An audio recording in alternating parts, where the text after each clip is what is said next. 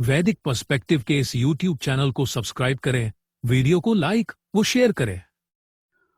ओम आ no अश्विना त्रिव्रता रथेन अर्वांचम रयिम वहतम सुवीरम शृण्वन्ता वाम अवसे जो हवीमि वृधे चा नो भवतम वाजसातौ। सम्यक वहन करो हमारे हे अश्विना पुरुष और रथ युगल। त्रिव्रत रथ के द्वारा अभीष्ट धन है। सुंदर वीर को सुनो, तुम दोनों रक्षा के लिए मैं आहूत करता हूँ, अभिवृद्धि के लिए, और हमारे हो धर्म युद्धों में। यह मंत्र ऋग्वेद के प्रथम मंडल के 34वें सूक्त का 12वां मंत्र है। ये यहाँ पर हम ज्ञात किए कि भाई सच्चा वीर, जिसे महावीर कहा जाता है, वो कौन होते हैं। तो महावीर जो शब्द आया है उसको हम समझ सकते हैं कि भाई महावीर ऐसे कौन होंगे, है ना। पौराणिक उदाहरण के माध्यम से हम समझने का प्रयास करें कि महावीर में ऐसे कौन कौन आएंगे जो कि हम उनका सम्मान करें और उनको हम अपना आदर्श बनाएं।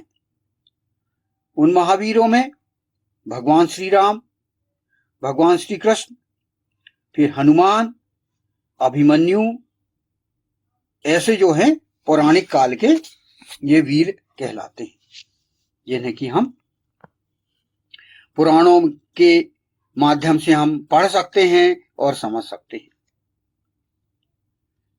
जैसे अभी नाम लिया गया कि हमने अभी समझे इसको और स्पष्ट किए। तो भगवान श्री राम का नाम पहले हमने ज्ञात किए कि धर्म और संयम के वीर ये थे।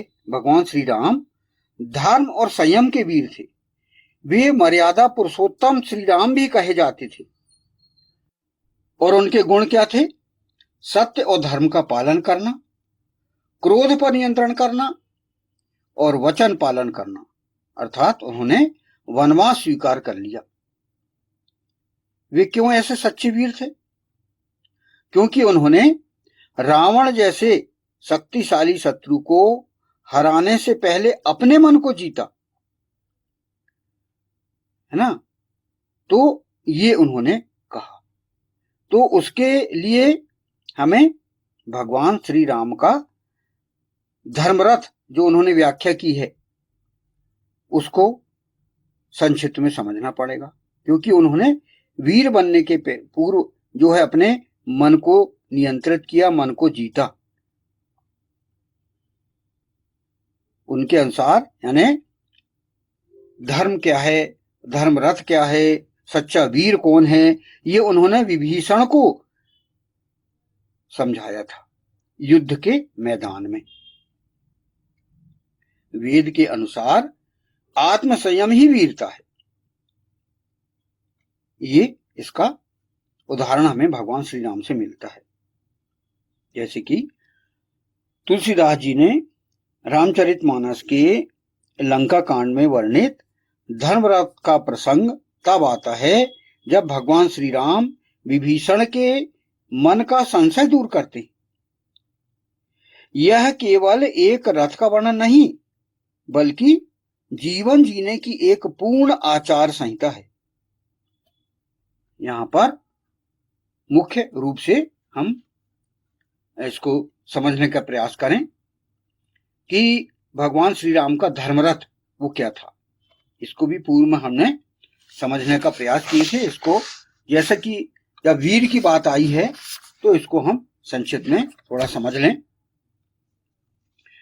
भगवान श्री राम के अनुसार रथ के पहिए और ध्वजा सौरज धीरज तेहिरथ चाका सत्यशील दृढ़ ध्वजा पताका, ये भगवान श्री राम ने कहा था। शौर्य अर्थात वीरता, शौर्य वीरता होती है, और धैर्य धैर्य क्या होता है? धैर्य धारण करना। आप जल्दबाजी ना करें, वीरता के साथ धीरज भी चाहिए। तो शौर्य और धैर्य इस रथ के दो पहिए हैं, दो चाक हैं ये। तो जीवन के संघर्ष में आगे बढ़ने के लिए साहस और कठिन समय हमें काम आता है, जो कि कठिन समय में टिके रहने के लिए धीरज अनिवार्य है भाई।